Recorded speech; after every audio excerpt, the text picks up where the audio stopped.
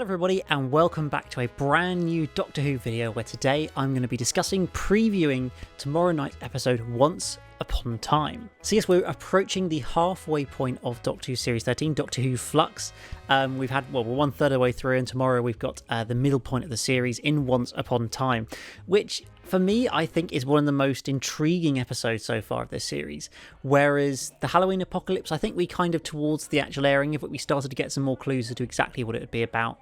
Obviously we could kind of see that War of the Centaurans was going to be a Centauran story, and yet I feel like with this episode we just know, we've seen stuff, like there's trailers, there's pictures, there's stuff, but I don't have a clue what's going to happen, really. And yeah, I'm doing this preview video.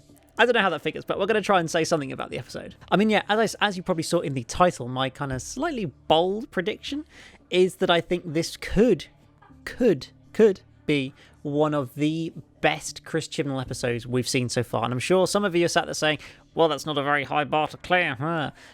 I know. But still, I really think that this could be his best moment yet. Everything that we have seen about it, the little trailers and clips and pictures and little tidbits of information, seem to suggest that it's going to be a bit of a complicated, timey-wimey, all-over-the-place kind of episode. Almost the kind of classic Stephen Moffat mid-series episodes that I kind of remember from days gone by.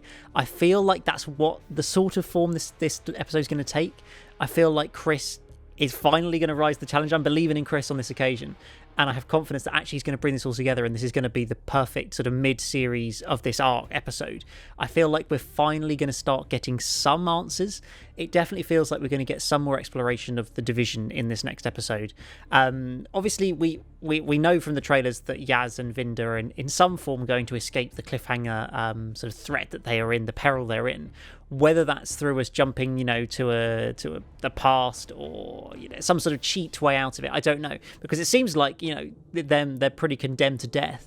And as we saw from the previous episode, Chris found a pretty cheap way to escape the cliffhanger rather than really addressing it from the end of the Halloween Apocalypse. So I kind of feel like he might do something a little bit similar, but I do also wonder whether we're going to have a slightly kind of mind-boggling, timey-wimey episode. I wouldn't be surprised if the episode starts somewhere completely different, maybe in like a flashback or the past or something, to what actually, rather than just carrying straight on from what we saw in the cliffhanger of the previous episode. So what do we know about Once Upon a Time?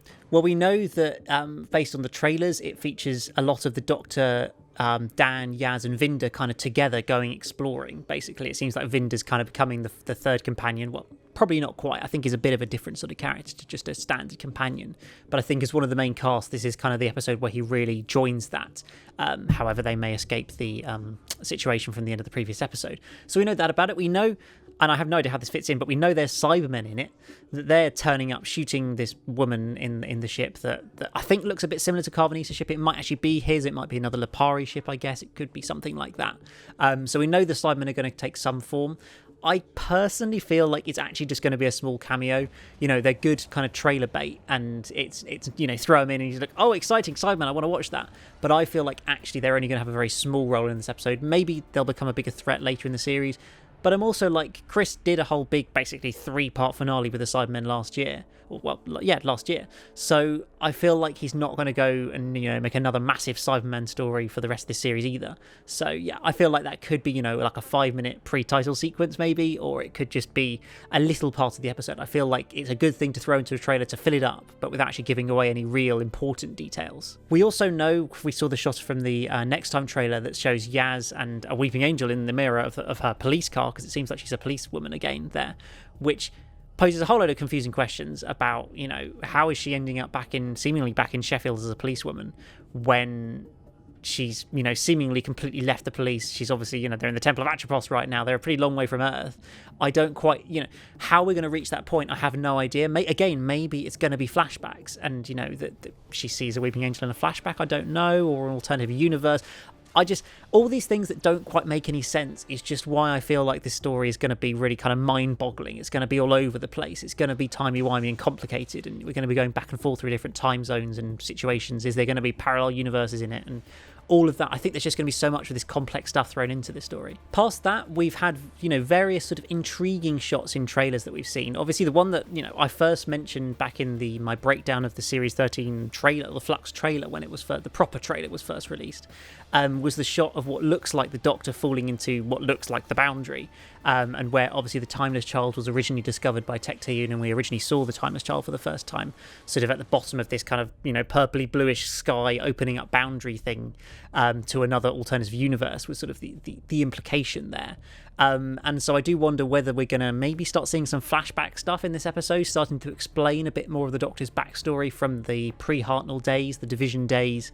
I do just wonder whether this episode is where we're going to start having some questions answered. Like, it's not going to get wrapped up, obviously, in this episode, but I feel like they're just going to start giving us some little hints of information that have really been, they've just opened questions basically so far and not actually closed any or answered anything, and I think this is where that's going to start. There's also some interesting shots in the trailer of this mysterious shot of Yaz shaking hands with Vinda, and she's in a sort of military uniform, and then she glitches into another person.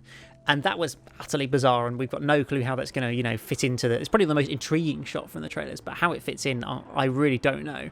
I do wonder whether, it's going to be some sort of flashback thing.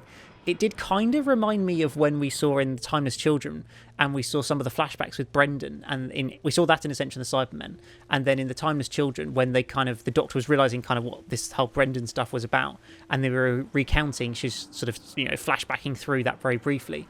We did see a few sort of glitchy shots of Brendan sort of cutting into the Timeless Child and back again into Brendan, sort of that glitchy effect, which I just felt kind of had a similar resemblance to what we saw in that trailer.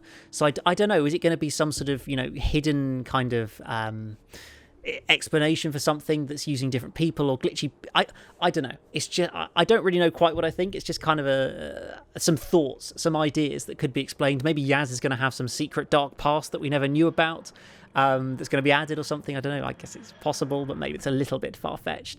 I just think there's so much potential in this episode. I'm intrigued to see what role Swarm and Azir play in this episode, whether they become more the sort of main villains of this episode.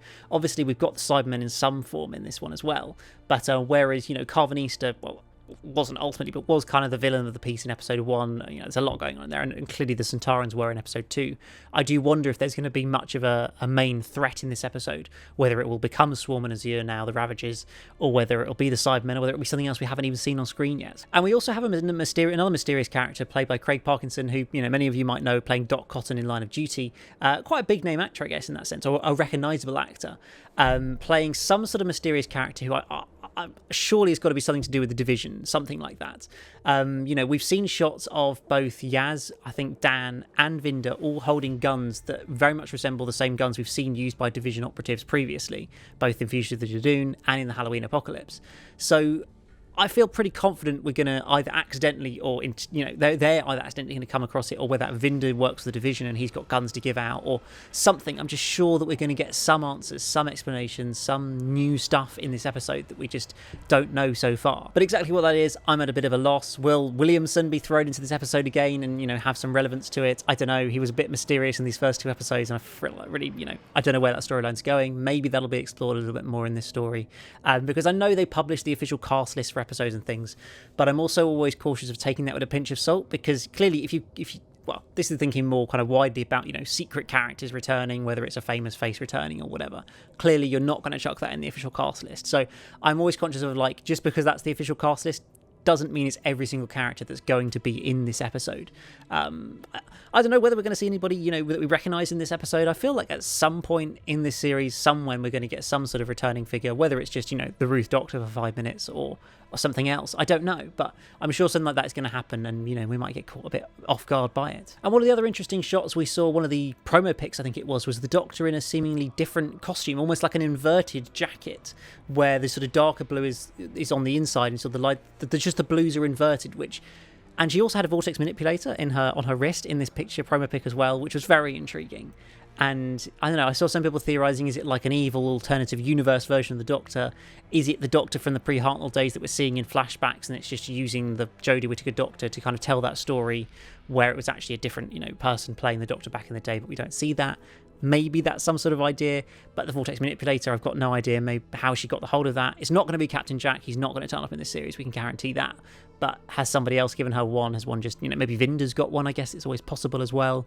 I don't know. There's just lots and lots and lots of intriguing questions for this episode. And so, yeah, maybe I'm, making quite big claims thinking, could this be the best Chibnall episode so far? I just really have a feeling that it will be. Maybe this will be an Orphan 55 situation. It looked quite good from the sort of promos and things, and then it was awful. It could be like that, but I'm really, really hopeful that this one's going to live up to the hype and it's going to be a great episode. But guys, please let me know your theories down in the comments below. We've got 24 hours to go, so I'd love to hear all your thoughts and theories before we see tomorrow night's episode. I'd love to hear any comments you have, any thoughts on what I've said, or just any new theories. Please let me know them down below. But apart from that, guys, please hit that like button, that subscribe if you're new here, and thank you to all you new people who are joining and subscribing recently. It's great to have you along for the ride. Lots more videos to come over the next few weeks and long time as well, but particularly the next few weeks is going to be nearly daily videos generally. I don't want to say I'm going to, do a video every single day non-stop, but kind of, I'd say at least 5 videos a week is what I'm aiming for the rest of the series. But yeah, I hope you guys have enjoyed this one, and I will see you again very, very soon for a brand new one. But until then, goodbye.